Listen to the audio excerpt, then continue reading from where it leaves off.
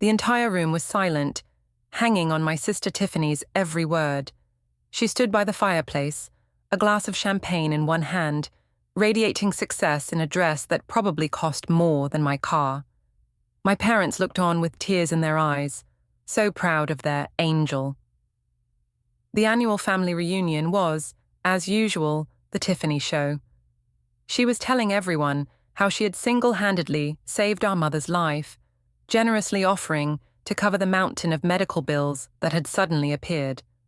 Relatives were nodding, patting her on the back, whispering about what a saint she was. I stood near the back, my hand clutching the cold metal of my phone in my pocket. My heart was a block of ice in my chest. They were celebrating a lie, a beautiful, expensive, and cruel lie that she had spun for months. They didn't realize that the generous daughter they were toasting was the same one who had left our mother to face eviction from her hospital room. They were praising her for her compassion, but I knew the truth. She had no intention of ever paying a single cent. It was all a performance, and I was holding the script that revealed the final, ugly act. You might be wondering why I would choose a family reunion, a day meant for celebration, to shatter everyone's illusions and publicly humiliate my own sister. Why would I wait until she was at the absolute peak of their admiration to tear her down? The answer is simple. She didn't just lie. She left our mother to die while she basked in fake glory. She used our family's tragedy as a stepping stone for her own ego. And this reunion, this stage she had built for herself, was the only place large enough to serve the justice she so richly deserved. So I waited, letting the applause die down, and prepared to press play. To understand how we got to this point, you have to go back 6 months. It started with a phone call that I will never forget. Mom had collapsed at the grocery store. I rushed to the hospital, my mind racing through 100 worst-case scenarios. I found her in a sterile, white room, looking smaller and more fragile than I had ever seen her. The doctor, a kind man with tired eyes, pulled me aside and gave me the diagnosis: a rare and aggressive form of leukemia. The words hit me like a physical blow. He explained that her best chance was an intensive experimental treatment program, but it came with a staggering price tag. The initial estimate was over $200,000, and that was just for the first phase. My world tilted on its axis. I was a high school teacher. I lived a simple life, paycheck to paycheck. My savings account was meant for a down payment on a small house someday, not for a medical bill that looked more like a lottery jackpot. But there was no question in my mind. I would do anything for my mother. I was the one who lived just 10 minutes away from her, the one who took her to all her appointments, who did her grocery shopping, and who sat with her for hours just talking. I was the dependable one, the one everyone took for granted. My sister Tiffany was the opposite. She was the golden child, the one who had escaped our small town, married a wealthy architect, and now lived in a sprawling mansion 3 states away. She was the family's success story. My parents adored her, bragging about her expensive vacations and her designer clothes. Her calls to Mom were brief and performative, filled with empty promises to visit soon. When I called her that night to tell her about the diagnosis, her response was a practiced sigh of sympathy. "Oh, that's just awful," she said, her voice distant. "You'll handle it, though.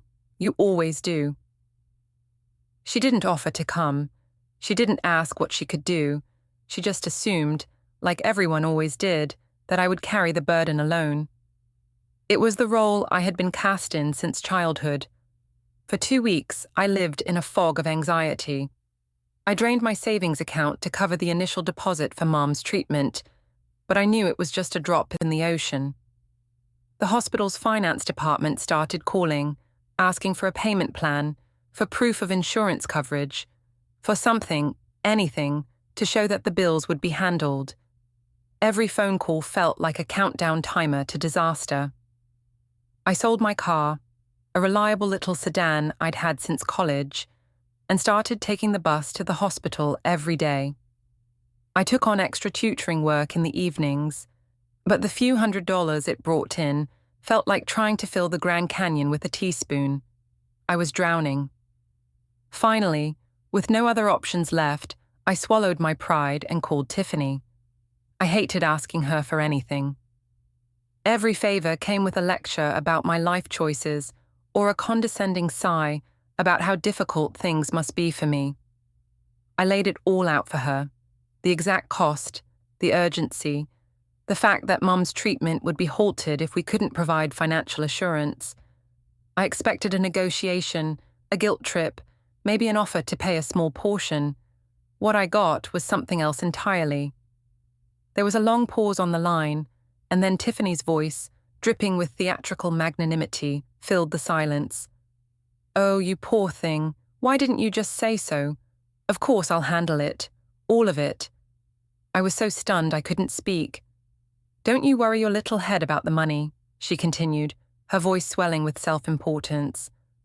"I'll make a few calls, move some things around. Just focus on being there for Mom.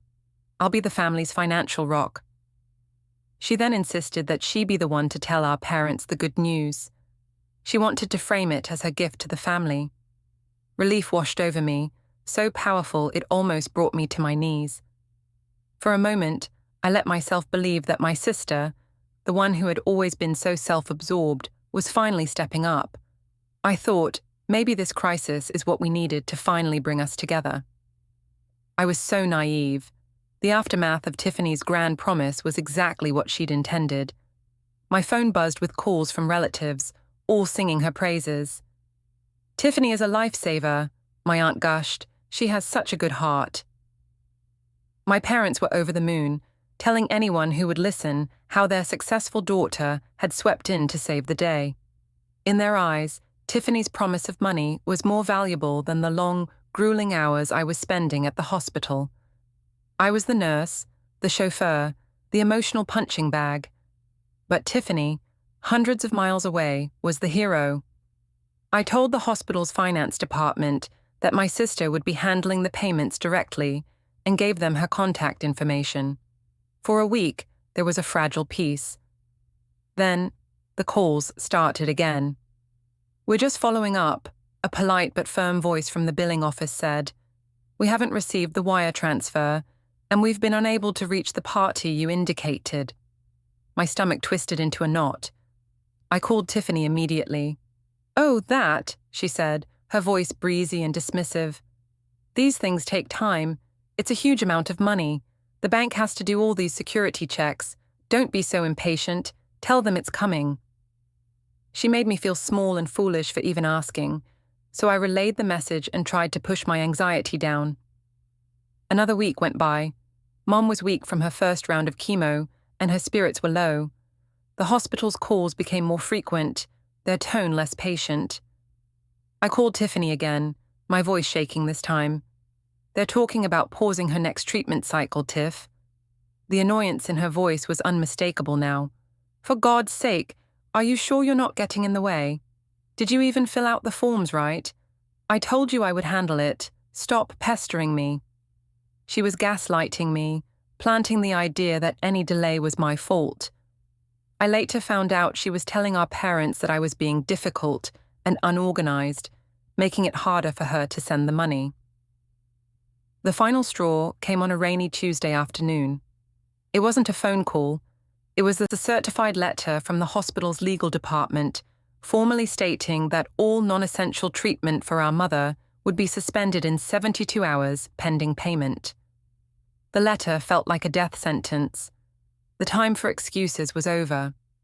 With the letter in my shaking hand, something inside me snapped.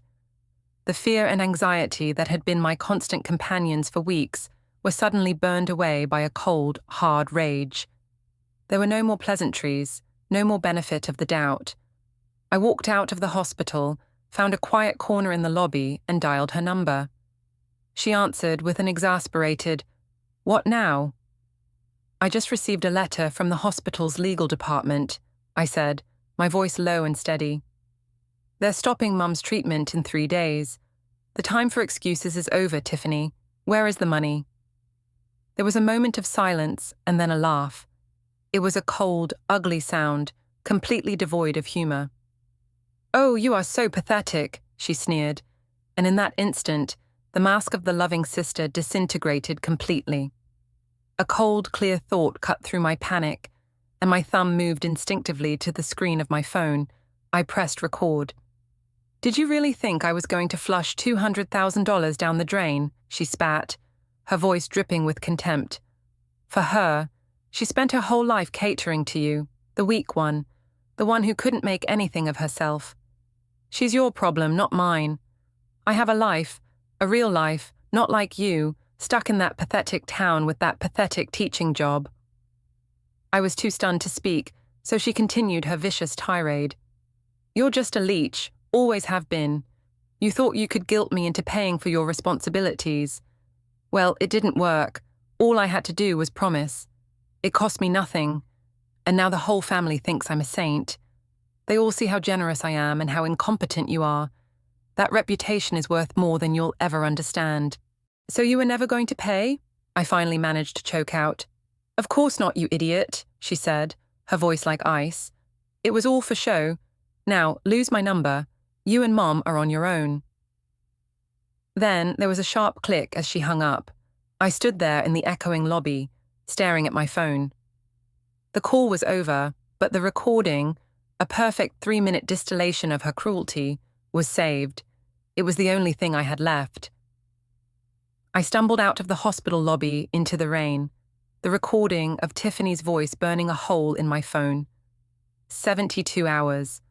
The words echoed in my head, a rhythmic countdown to the unthinkable. For the next day, I operated on pure, desperate adrenaline. I went to my bank and begged for a loan, but the stern-faced manager just shook his head, looking at my teacher's salary and non-existent collateral. I called credit card companies, asking for impossible cash advances. I looked around my small apartment, trying to see if there was anything left to sell, but I had already sold my car. There was nothing left but worn-out furniture and books. The weight of my failure was suffocating. My family, convinced of Tiffany's saintliness, wouldn't believe me even if I played them the recording. They would say I doctored it, that I was just jealous. I was completely and utterly alone. That night, sleep was impossible. I sat on my living room floor, surrounded by old boxes I'd dragged from the closet, searching for anything of value. It was a pathetic treasure hunt for a miracle. That's when I saw it, an old external hard drive from my college days, covered in a thick layer of dust.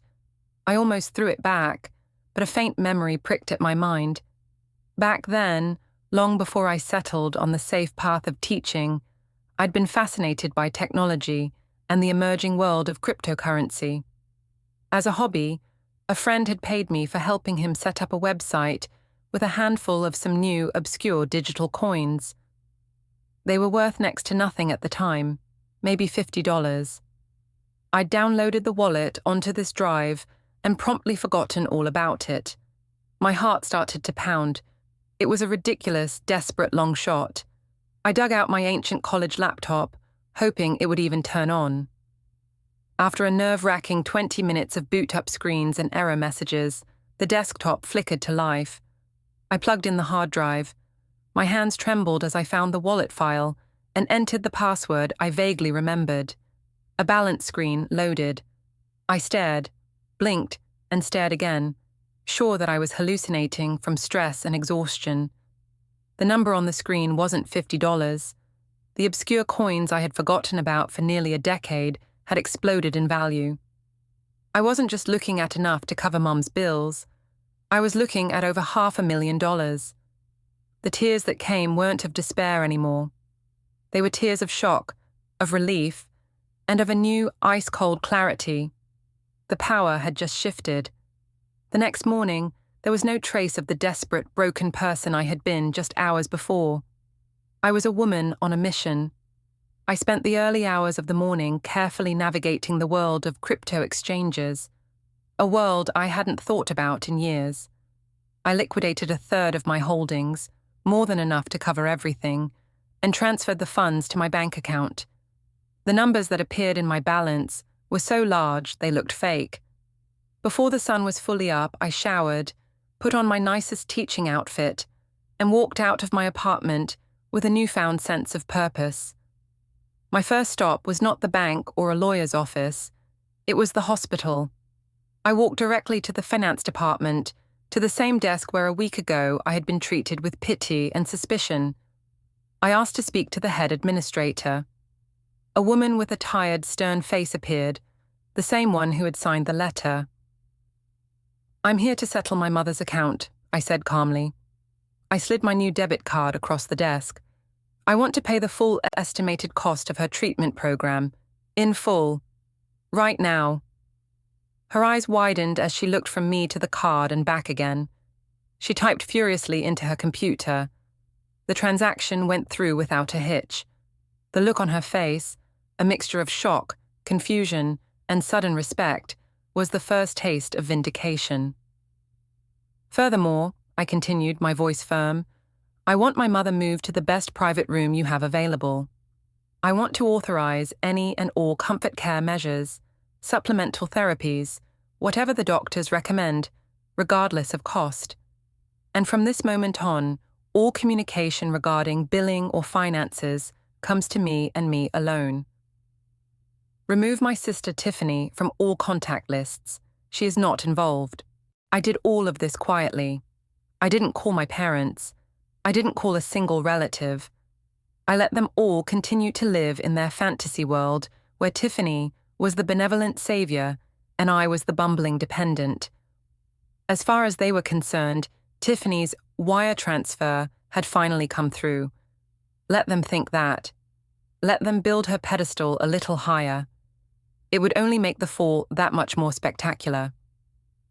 A few weeks later, with Mum recovering comfortably in her sunny private room, the invitation arrived. It was for the annual family reunion, with a special note at the bottom. "Join us for a special toast to honor Tiffany for her incredible generosity." I smiled. They were handing me the stage, the audience, and the microphone. All I had to do was write the script. The weeks leading up to the reunion were a masterclass in my family's special brand of oblivious cruelty. The calls I received were no longer about Mum's health, which was steadily improving. Now they were about the party. "Did you buy a nice gift for Tiffany?" my mother asked, her voice laced with expectation. "You owe her everything, you know." My aunt called to suggest I should make a small speech at the party to publicly thank my sister. "It's the least you can do," she said, "after she bailed you out." Every conversation was another twist of the knife, another reminder of the false narrative they had all so eagerly consumed. I played my part perfectly. I was quiet, agreeable, and endlessly grateful. "Yes, Mom, I'll get her something nice." "That's a wonderful idea, Aunt Carol. I'll think about a speech." I let them see me as the same timid, pliable person I had always been.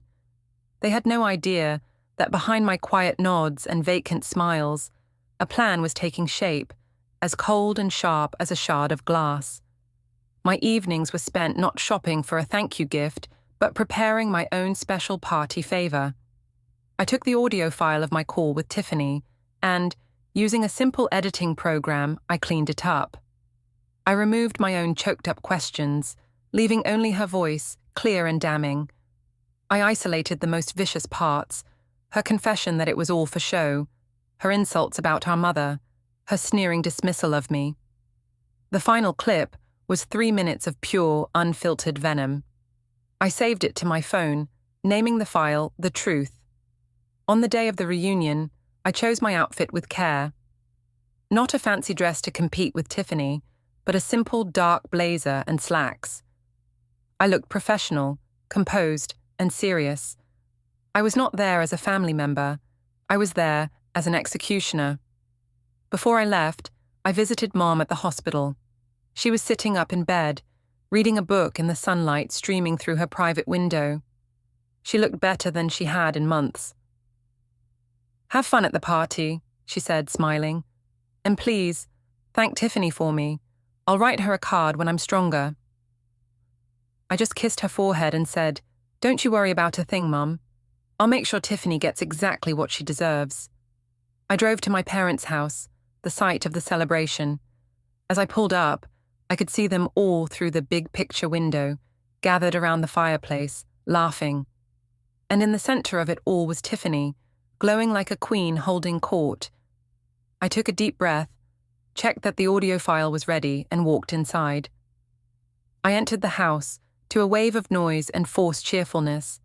The air was thick with the scent of roasted meat and my mother's favorite perfume, which my father insisted on spraying around the house for good memories. It was grotesque.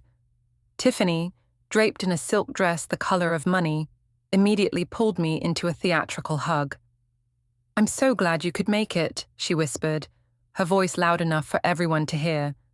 "I know how hard everything has been on you." It was a masterfully passive-aggressive performance, painting her as the gracious benefactor and me as the charity case. I just smiled a thin, empty smile and found a spot in the corner, nursing a glass of water and waiting. I watched as my relatives swarmed her, each with a story about her supposed generosity. My Uncle Robert clapped her on the shoulder, booming, "You saved your mother's life, Tiff. A true hero." My cousin Sarah gushed about how she wished she had that kind of money to solve all her problems. Through it all, my parents beamed, their faces masks of pure, unadulterated pride. They never once came over to ask how I was doing, or, more importantly, how Mom was really doing. The main event began after dinner. My father, his face flushed with wine, stood and tapped a spoon against his glass. The room fell quiet. "I'd like to propose a toast," he began, his voice thick with emotion. "To my daughter, Tiffany. This year, when our family faced its darkest hour, she was our shining light. She didn't hesitate. She swept in with her success and her generous heart and took care of everything, asking for nothing in return. She is the very definition of family." He looked pointedly at me. "We are all so, so grateful." As everyone raised their glasses, murmuring, "To Tiffany," I made my move. I walked to the center of the room, right next to the small table holding the portable speaker they were using for music. "I'd like to say something, if that's okay," I said. My voice wasn't loud, but it was clear and cut through the celebratory haze. The room fell silent again, this time with confusion. "I agree with Dad," I said, looking directly at Tiffany, whose smile was beginning to look strained. "The story of Tiffany's generosity is truly incredible. So incredible, in fact, that I think you should all hear it one more time, straight from the source." Before anyone could process what I meant, I tapped my phone, connected it to the speaker, and turned the volume to maximum. A moment of silence, and then Tiffany's voice, cold, sharp, and full of contempt, blasted through the room. "Did you really think I was going to flush $200,000 down the drain? For her?" The sound of Tiffany's sneering voice echoed in the dead silence of the living room. "She's your problem, not mine. I have a life, a real life." Faces turned from the speaker to Tiffany, their expressions shifting from confusion to shock to outright horror. My Uncle Robert's jaw was hanging open. My aunt's hand was pressed against her chest.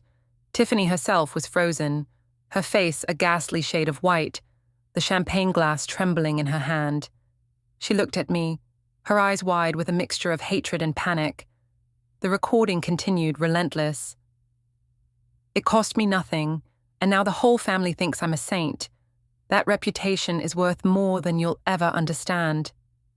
The final damning words hung in the air before the recording ended with the sharp click of her hanging up the phone. The silence that followed was heavier and more profound than any I had ever experienced. It was the sound of a carefully constructed world completely falling apart. My father slowly lowered his glass to the table, his eyes fixed on Tiffany, full of a dawning, terrible understanding. My mother just stared at me, her face crumpled in disbelief. I let the silence stretch for a few more seconds before I spoke again, my voice cutting through the tension like a razor. "So, just to be clear," I said, looking around the room at each of my stunned relatives, "Tiffany didn't pay for anything. She never intended to. She left our mother to be kicked out of the hospital while she collected your praise. I reached into my blazer pocket and pulled out a folded piece of paper. I unfolded it and placed it on the coffee table. It was the receipt from the hospital for the full payment, with my name and my bank account clearly listed. I paid for it, I said, all of it. The treatment, the private room, the medicine that is keeping our mother alive right now. It came from me. But how? My father stammered, looking at the receipt as if it were written in a foreign language. Why didn't you tell us? I gave a short, bitter laugh. Why? Because you never cared about Mum's health. You only cared about Tiffany's heroism. You spent weeks praising her for a lie while I was selling my car and draining my life savings, just to keep Mum's treatment from stopping. You didn't want a daughter. You wanted a trophy. I looked directly at Tiffany, who was now openly weeping, her husband standing awkwardly beside her, looking mortified. Then I turned to my parents. You made your choice a long time ago. You chose the golden child. I hope she was worth it. As of tonight, we're done. I walked toward the door, turning one last time. Don't call me. Don't try to see Mom. You've lost that privilege. I walked out, leaving them in the ruins, and didn't look back,